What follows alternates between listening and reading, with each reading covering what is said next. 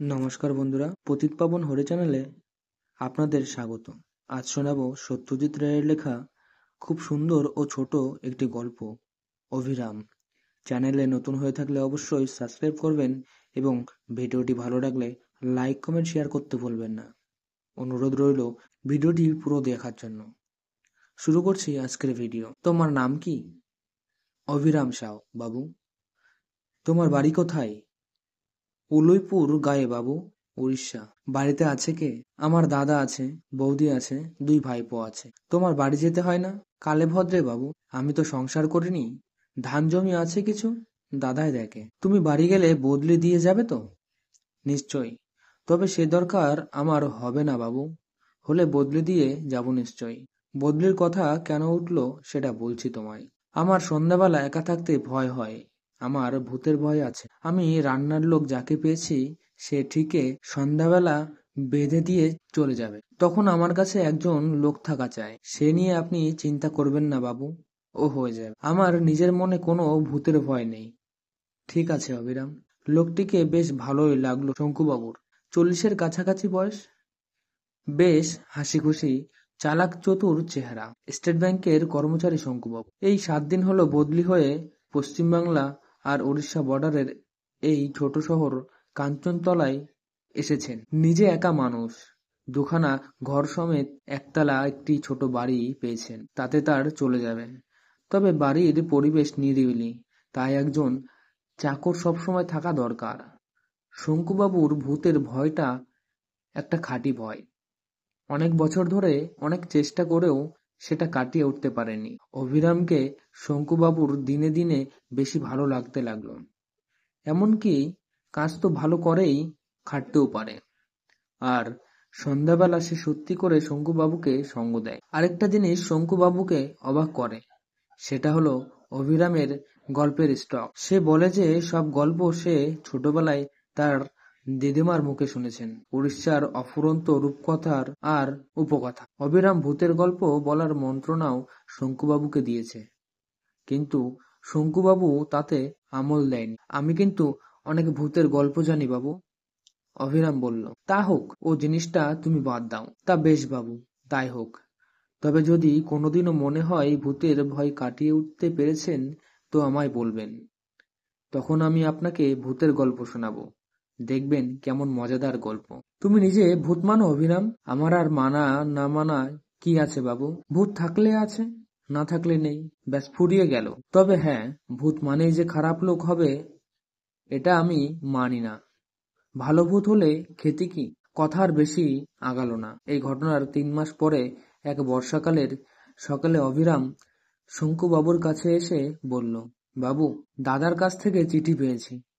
বেশি বর্ষা হবার ফলে আমাদের ফসলের খুব ক্ষতি হয়েছে। দাদা একা সামলাতে পারছেন না। আমাকে 3-4 দিনের জন্য যেতে দিতে পারবেন বাবু? শঙ্কুবাবু এই অবস্থা না করতে পারলেন না। কিন্তু তুমি যে যাবে, লোক দিয়ে যাবে তো? নিশ্চয়, খুব ভালো লোক দেব।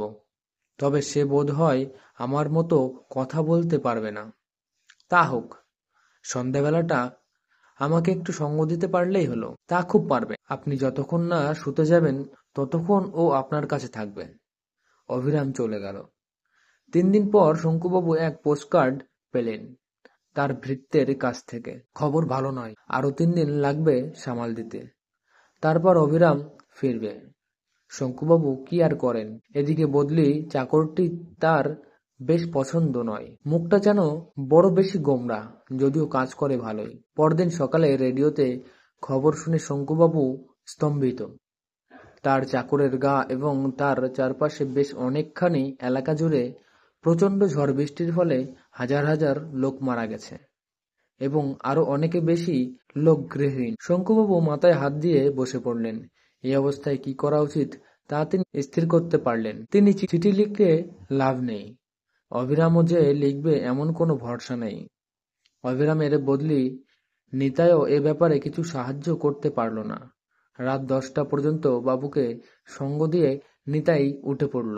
শঙ্কুবাবু একা তার শোবার ঘরে প্রবেশ করলেন। বিছানায় শুয়ে বুঝলেন যে তার ঘুম আসার সম্ভাবনা কম।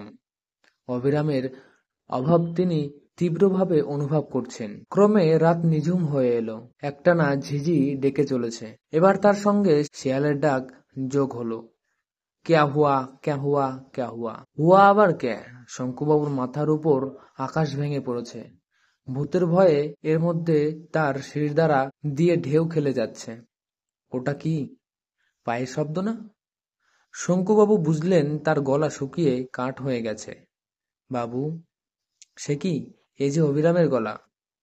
অবিরাম নাকি? চাপা গলায় প্রশ্ন করলেন শঙ্কুবাবু। হ্যাঁ বাবু, আমি এসেছি, ফিরে এসেছি। আমার ধরে প্রাণ এলো। অবিরাম, দাঁড়া, দরজা খুলি। না বাবু, খুলবেননি। মানে? খুলে কিছু দেখতে পাবেননি। সে কি? আমি অবিরাম বাবু, কিন্তু আসল অবিরাম নই। আমি অবিরামের ভূত। আমায় বন্যায় টেনে নিয়ে গেছে। আমি আর বেঁচে নেই। কোনো উত্তর নেই শঙ্কুবাবুর দিক থেকে। কি বাবু, শুনলেন আমার কথা? তবু কোনো উত্তর নেই। বাবু, আবার ডাক এলো বাইরের অন্ধকার থেকে। এবার কথা এলো বাড়ির ভিতর থেকে। তোকে কিভাবে দেখতে পাবো? শুধু একটা ব্যাপার হলে পাবেন। কি?